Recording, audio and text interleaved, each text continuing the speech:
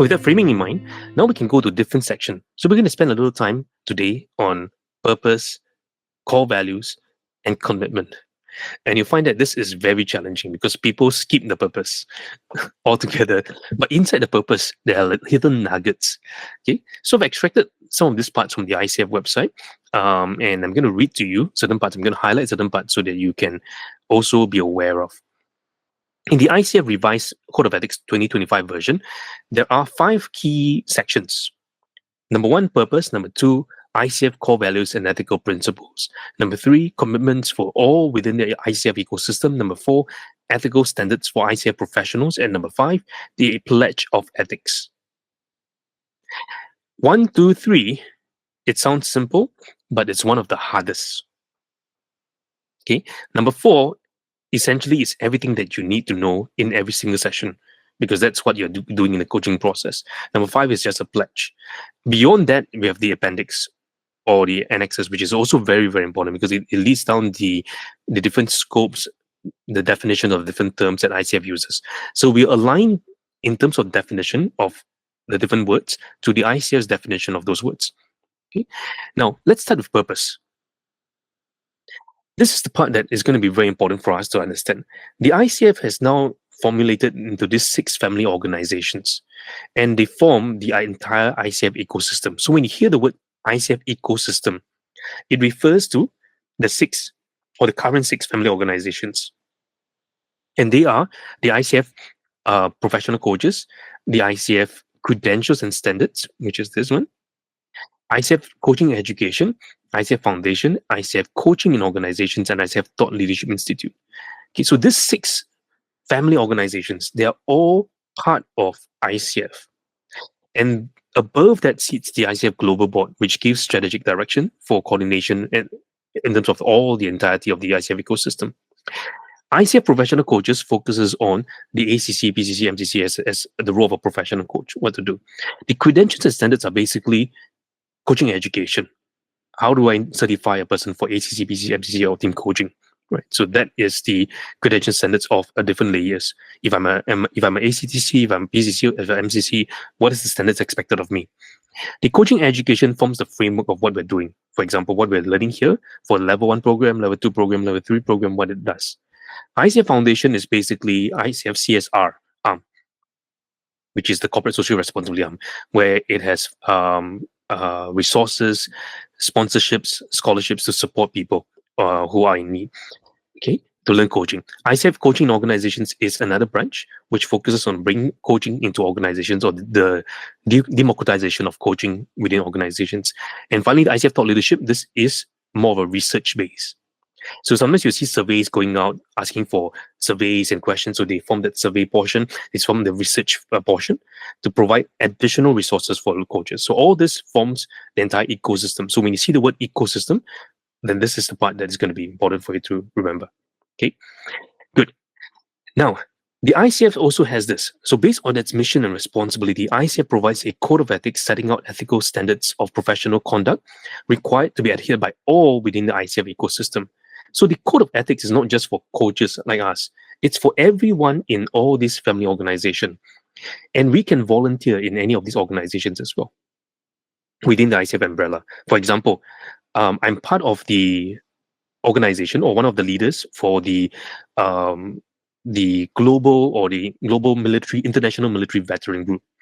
So I'm going to be sharing that with all of us as well as in the days to come, how you can be part of the international military veteran group, which I think is going to be very important for us to network across different cultures, right? So as one of the leaders of the international military veteran groups, what we aim to do is to bring people, connect veterans and allies across different countries to help them to grow their coaching practice or for career transition, right? So a lot of military veterans, after they leave the service, how do they transit into a career of coaching or transit to the next stage of their career, integrating coaching into whatever they want to do in future? Okay. So this is the important part that for us to remember. Ecosystem, the 6 family organization. Now, you notice here, it says here, whether acting as ICF professionals or in any other capacity, and the roles and responsibilities are governed by the ICF Code of Ethics, include ICF professionals, ICF staff, volunteers, members of ICF boards, and leaders of ICF community of practice, and members of ICF global community, task force, core teams, whether they are ICF professionals or not. So ICF professionals mean that you're an ACC, PCC, MCC, and currently in good standing. So all of us here who are training to be ACC, who haven't got ACC yet, or training to be PCC, haven't got PCC yet, you are coach in training, right? So technically we cannot use the word ACC yet. Okay, only after you clear the exam, then you can use the word ACC or PCC, MCC. Yeah. Okay.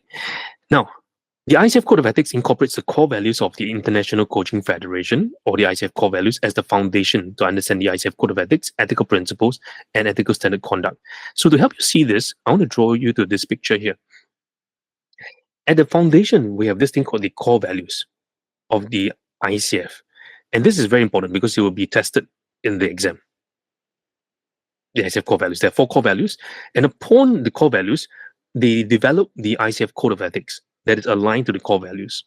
And above that sits the core competencies and all the other competencies, team competencies and mental coaching competencies, every other competencies sits on top of that. So you can see that the core values forms the Code of Ethics, which forms the core competencies. Beyond the core competencies are all the other competencies or supporting competencies that supports your role as a coach. Okay, so those will be taught in classes, in our classes, and beyond that. But at its core is the core values. Now, if you ask any coaches today, most coaches cannot tell you what the core values are. Right? But I hope that through these sessions, everyone can remember the core values. It's very simple, only got 4. Right? Okay, so later I'm going to share with you a little bit more, and because you'll be tested on that. Okay. So the ICF Code of Ethics also serves to uphold the integrity of ICF and the global coaching profession by a few things. 1, setting standards for professional standards of conduct consistent with the ICF core values and ethical principles, guiding ethical reflections, education, and decision making. So what we're doing here in this class, it's ethical reflection, education, and decision making. And that's why every 3 years when you do your renewal for ACC, PC, MCC, there's a mandatory 3-hour ethics that you need to go through, a little bit like what we're going through. So you can use this for your renewal as well. So if you join our sessions, you can use it for your renewal. Next one, adjudicating and preserving ICF ethical standards through the ICF ethical conduct review process. So sometimes some people may misrepresent ICF. Today, I've seen a lot of people on LinkedIn. They say they are ACC in training, and then they put ACC badge there. Then that is unethical. You know, I've seen some people on LinkedIn, they do that. They say, I'm an ACC in training. You cannot say you're ACC in training. You're basically a coach in training, right? You know, there's no ACC in training. It's just an ACC credential. Or some people say that they are PCC, but they're expired. Yeah. So, or some people say I'm a MCC, but they're not coaching at the MCC standard. They were giving a lot of advice. So this is where the ICF ethical conduct review will happen on individuals who are reported like that. Okay. Also, it provides the basis for ICF ethics training in ICF accredited programs. ICF ethics training, what's happening? We're going through ICF ethics training right now. So this is a ICF ethics training for our level 1, level 2, level 3 programs. Okay. Now, this code of ethics is intended to assist people, those people subject to the code by directing them to the ethical factors, values, principles that need to be taken into consideration whenever they need to engage in ethical reasoning and ethical decision making. So these 2 parts are going to be key. 1, I'll highlight this part: ethical reasoning and ethical decision making. So reasoning, it's a little bit like what we did earlier. If this happened and that happened, what is the rationale? What's the reasoning behind it? How will we approach advice giving? How we approach this? And then finally, what's our decision? Okay. The ICF Code of Ethics also applies when people represent themselves as belonging within the ICF ecosystem and or ICF professionals in their professional interactions. So if today I'm an ACC, or if I'm a PCC, or if I'm MCC, going to organizations and telling them I'm an ACC, then I tell them, oh, by the way, in the coaching, I can do therapy and I can do counseling. I can do meditation for you. I'm an all-in-one coach. Now, if I do that, then I am not representing the ICF profession well, because I just become a Superman that can do everything. And so today, there's some coaches say that I'm an integrated coach. I'm a mentor, I'm a counselor, I'm a this and that, and I'm a multifaceted coach. Blurring the lines of coaching. Now, imagine today if I'm a doctor and I tell you, oh, by the way, I'm also a massage therapist and I'm also a facial spa masseuse and I can do everything. Right. So that again violates the professional interaction. So we have to uphold that. Okay. Now, also, the challenge of working ethically means that those within the ICF ecosystem will inevitably encounter situations that require responses to unexpected issues, resolution of dilemmas, and solutions to problems. So these three are very important because sometimes there are things that just goes beyond whatever is written here. So you're going to make the choice based on your ethical reasoning. And that's why ICF says this. People within the ICF ecosystem strive to be ethical, even when doing so involves acting courageously and making difficult decisions that uphold the do good principle. So you remember earlier we talked about this idea of do good principle, where ultimately at the global level, right, we do no harm to another person. We do whatever is the best interest for the other person as well. Okay. And we strive by doing that to act courageously. So if a person says, I need you to do this, but you realize it crosses the boundary, then I have to reject them accordingly, or I need to report them accordingly. Yeah? So if I notice that there is the client is doing something illegal, now that bridges the boundary of confidentiality, because legality or illegality has to do with then the country ethics or the country laws or the land of the law. Okay. And then this part, very important. Part 4 of the code articulates the ethical obligations of ICF professionals who are acting in different roles, such as coach, coach supervisor, mentor coach, trainer, student, or coach in training. So for those of us here who are still doing your level 1, level 2, you'll be considered a coach in training. Yeah. Then the ICF Independent Review Board serves to uphold this code of ethics through ethical conduct review, or the ECR process, which is applicable to all ICF professionals. Okay. And ICF mandates that all credentialed ICF professionals have continuous ethical education training. Notice this. I love this part, but so little people are doing that, right?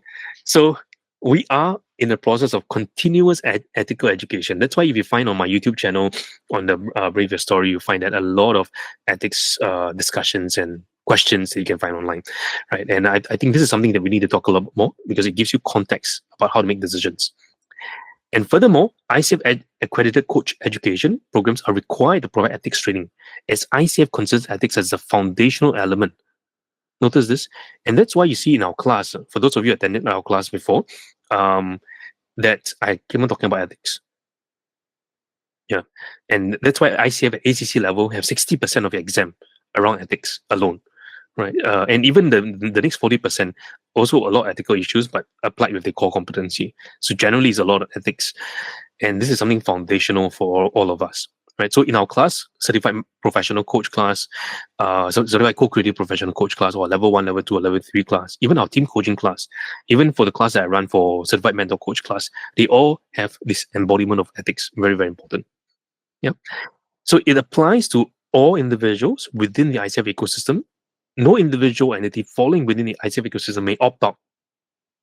Okay, or are they permitted to delete, modify, or amend any provisions within the code?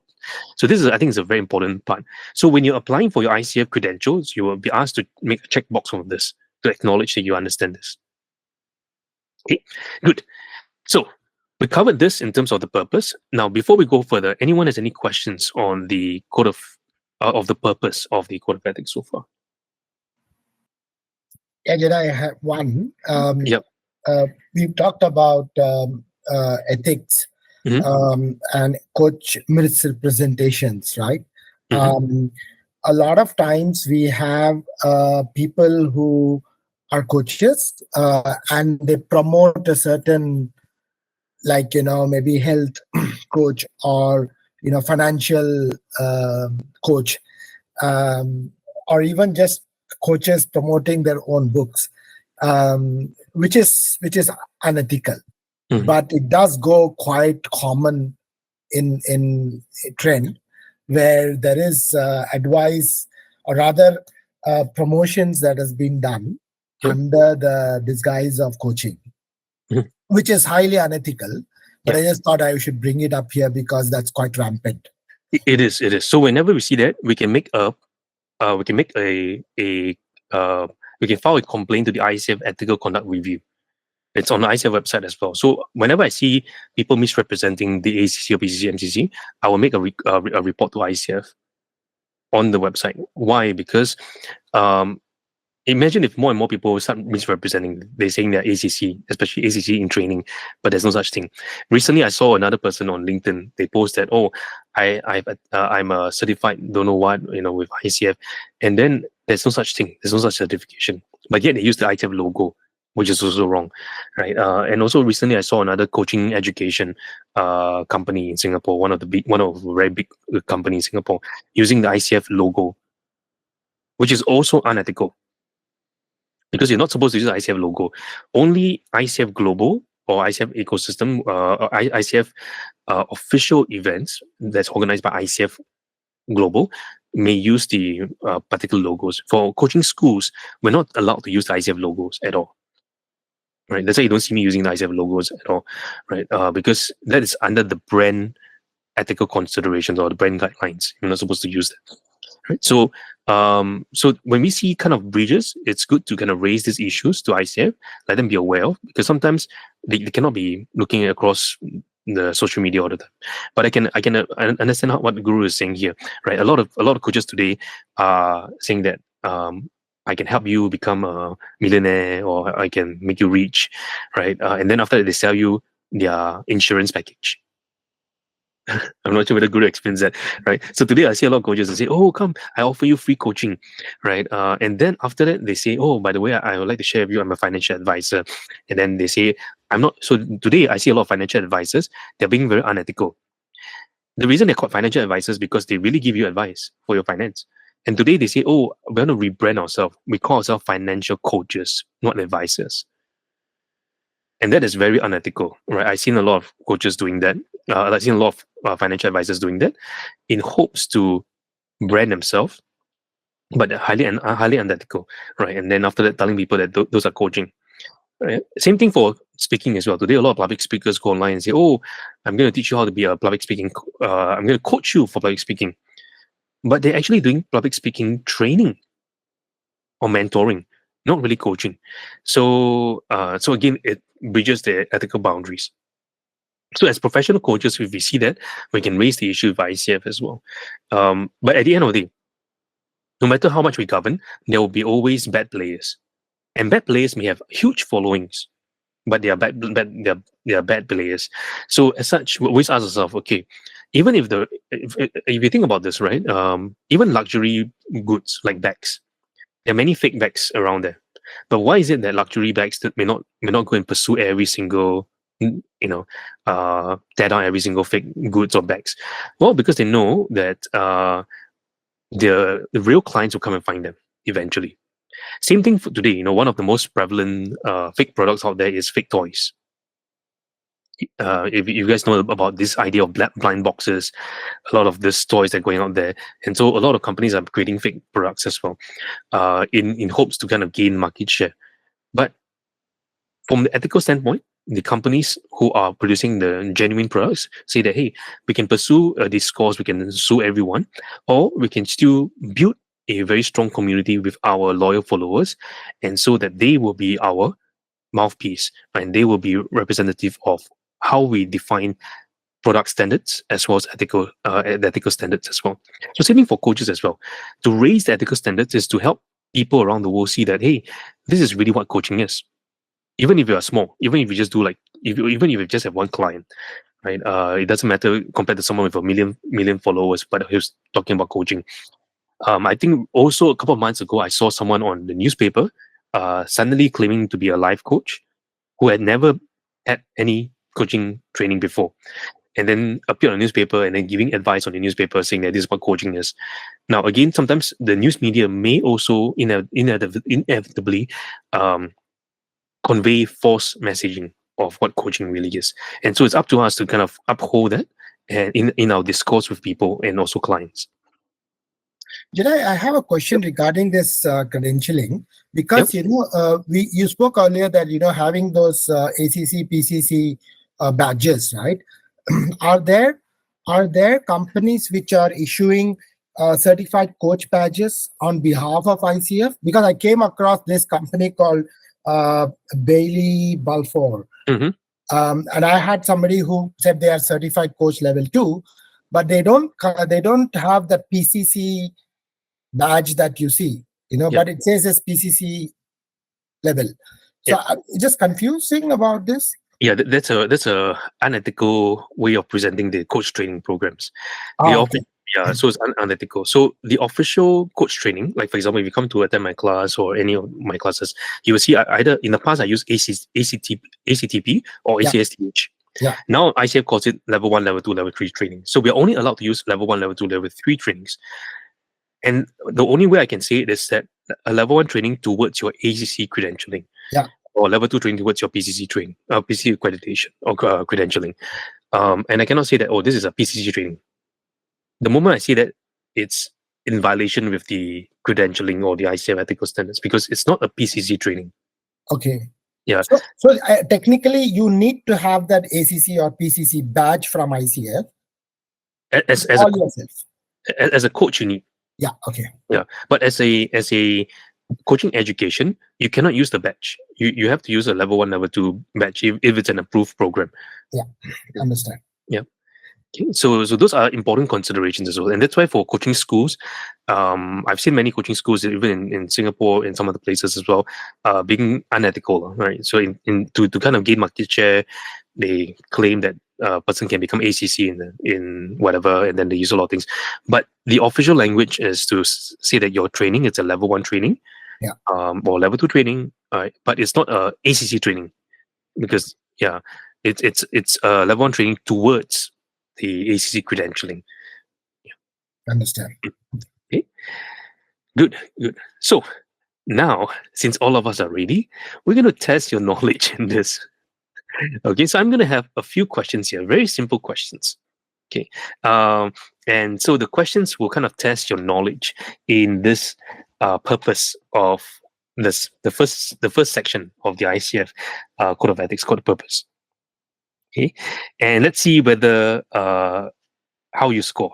If you score full marks, you're on the right track. If you score 1 mark, then you need to re-listen to this recording again. Okay, so let's try this out, and I hope that all of us can get a very good score. Okay, I'm gonna just make this a little bigger. Do we type into the chat? Yeah, you can type in the chat. Okay, so I'm gonna read out to those of us who cannot see. The question number 1, this is around ICF ecosystem and composition and governance. Which statement most accurately describes the relationship between ICF family organizations and the governance structure? A, the ICF Global Board operates independently from the 6 family organizations and provide oversight only for credentialing activities. B, the 6 family organizations includes ICF Professional Coaches, ICF Credential Standards, ICF Coaching Education, ICF Foundation, ICF Coaching Organizations, and ICF International Chapters, with the ICF Global Board providing strategic coordination.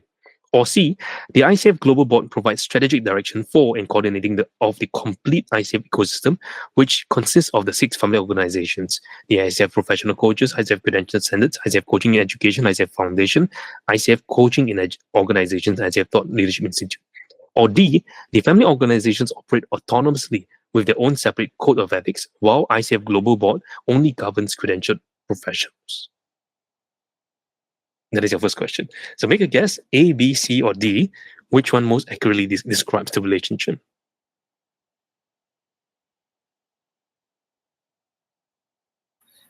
Yeah, see, though the thought leadership doesn't define that, it says it's more about research, isn't it? I didn't see it called thought leadership. Okay. What about the rest? What is your answer? Okay, I see Gotan say C, Shinzi say C, Arin say C, N say C.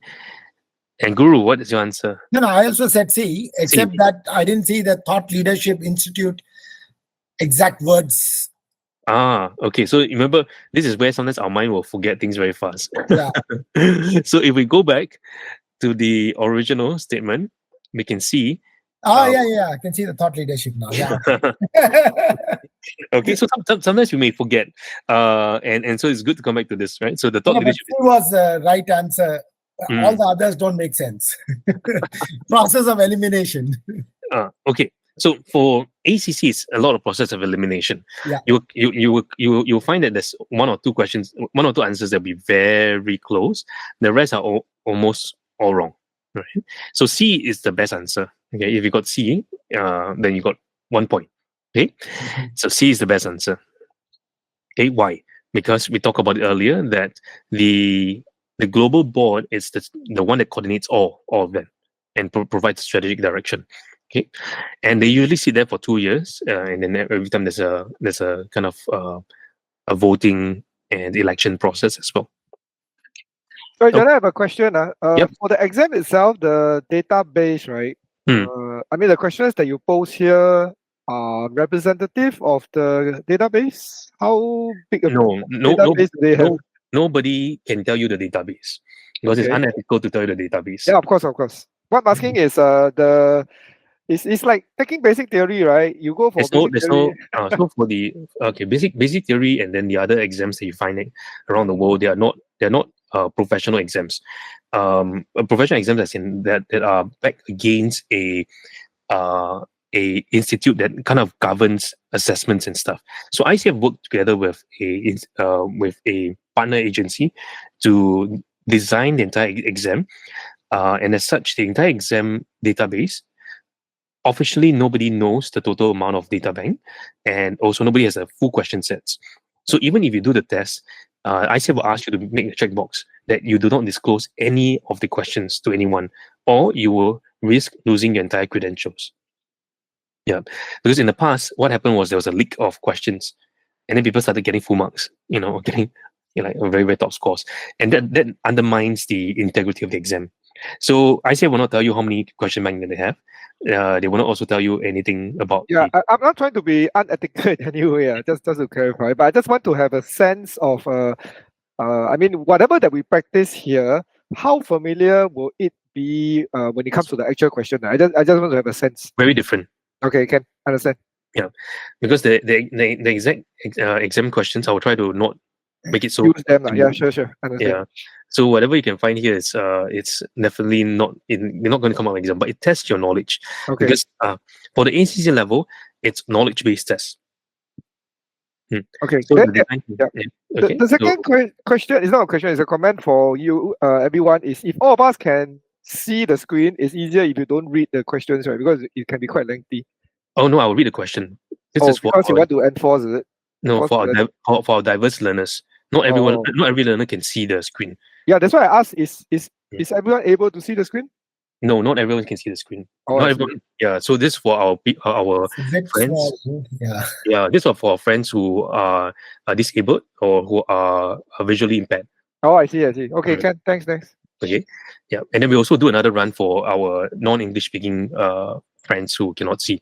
Right, so you see me reading every single thing because it's for the purpose of people who are not able to see. Yeah, okay, and then that's why you have screen for people who can see, cannot see. Okay, good. So good job, everyone. You passed the first one, which is C, is the answer. Okay, now the second one, a little bit more challenging. It's question 2. It's testing you on the scope of the code application and mandatory compliance. Based on the ICF Code of Ethics, which scenario represents the most comprehensive understanding of who must comply with the code provision? A. Only ICF credentialed coaches, ACC, PC, MCC, must follow the code when engaged in formal coaching relationships with paying clients. B. ICF professionals must follow the code, but all volunteers and committee members can opt out of sections that conflict with their personal beliefs or organization policies.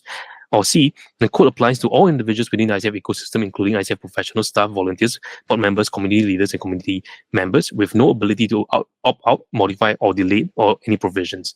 Or D.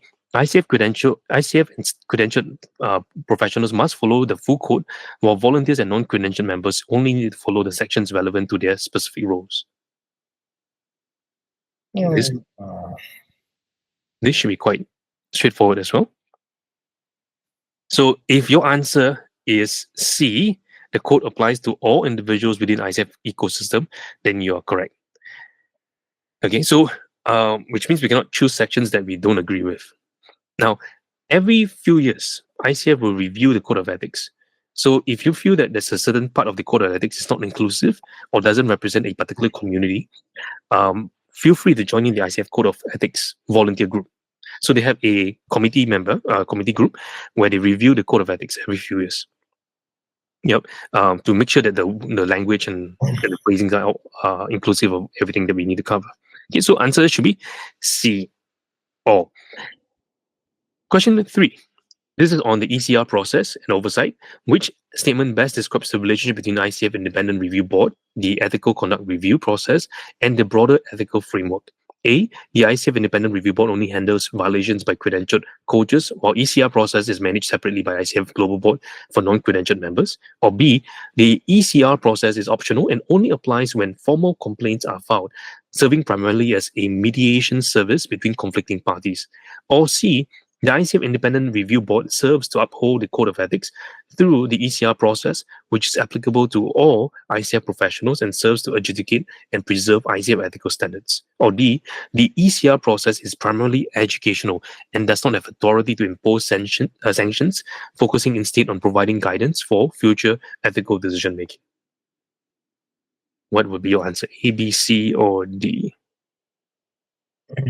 Okay, so if the answer is C, you are correct. Okay, so it's the ICF Independent Review Board is to uphold the Code of Ethics through the ECR process.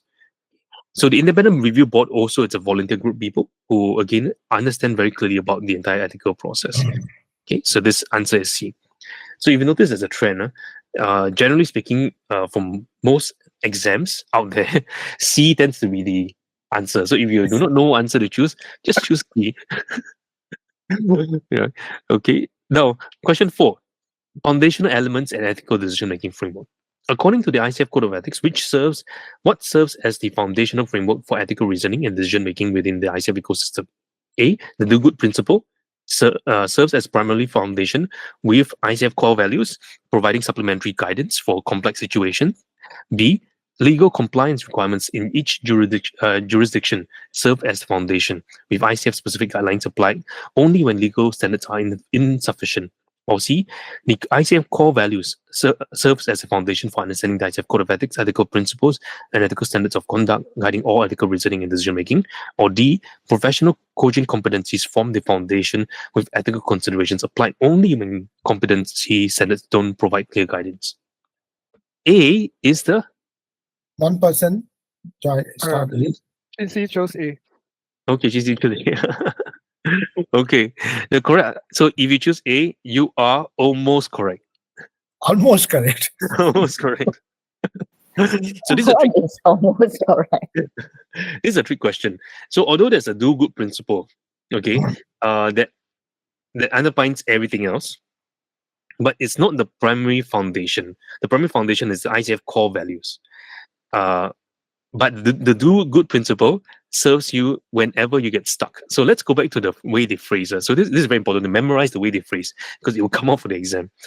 Okay, so we go back to the do-good principle. So only when involving acting courageously and making difficult decisions to uphold a do-good principle. So when the question asks you about faced with an ethical difficult decision, what is the foundational principle to apply? Then it will be do-good principle. But in terms of the Code of Ethics, then will be the ICF core values. That's why this diagram is very important. Okay, so remember, so if they ask you about what is ICF core competencies based on, then core values, right? If there's a core values, that's the main one. Okay, so good. That's question 4. Okay. Okay, so that's why I say here, the do-good principle is mentioned as important, and it's not described as the foundational framework. Yeah. Okay. Now, question 5. Professional roles and continuous coaching education requirements. Which statement most accurately reflects the ICF approach to professional roles and ongoing ethical education as outlined in the code? A. Part 4 of the code addresses ethical obligations only for credentialed coaches, while other professional roles, supervisors, trainers, mentors, follow general guidelines without specific obligations. Or B, ICF mandates continuous ethical education only for newly credentialed professionals during their first renewal cycle, after which it becomes optional. Or C, Part 4 articulates ethical obligations for ICF professionals in their different roles as coach, supervisor, mentor, coach, trainer, and coach and student coaching training, while ICF mandates continuous ethical education for all credentialed professionals and requires ethics training in all credentialed accredited programs. Or D, ethical education requires vary by credential level, with ACC holders having basic requirements and MCC holders having advanced requirements, while accredited programs can choose whether to include ethics training. Okay, so this should be also quite straightforward. A. Everybody going to hug C this time. Okay, so you'll be surprised that C, if you chose C, we thought that C is going to be for all answers, but C, you are almost there. The correct answer is C. Okay, so C is the correct answer, right? So you notice that general answer should be always here. So if you don't know what answer, just choose C. Okay, so C is the best one. Now, just remember this word part 4. Part 4 of what? It's all about the ethical obligation of the ICF professionals. Okay, so there will at least be one question. At least be one question from this purpose section of the test. Okay, there'll be at least one question.